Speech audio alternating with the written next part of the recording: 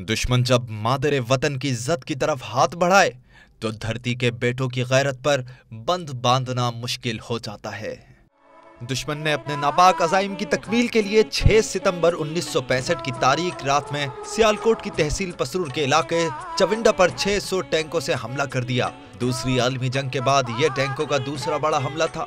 भारतीय जर्नैलों का ख्याल था कि वो चविंडा से लाहौर तक कब्जा करके अपनी कामयाबी का जश्न मनाएंगे, लेकिन पाक फौज के बहादुर जवानों और शहरियों ने सीनों पर बम बांधकर दुश्मन के टैंकों को तबाह कर दिया। पाकिस्तानियों की वतन से मोहब्बत का जुनून देखकर भारतीय फौज हवास बाख्ता होकर टैंक छोड़कर भाग निकली। उन टैंकों को तबाह और बर्बाद किया है कि मैं नहीं समझ सकता हूँ कि वो आर्म मायने जो कि हमने पास अपने रखी हुई थी वो अपने सामने और छाती के नीचे रखकर दुश्मन के हमले को पसपा करना, तबाह और बर्बाद किया। ये हमारे लिए बड़े फ़ख्र की बात है कि हमारे बुज़ुर्गों ने अपनी जानों का नजराना पेश करके इस चमन की हिफाजत की है और दुश्मन के 600 टैंक के हमले को नाकाम किया है।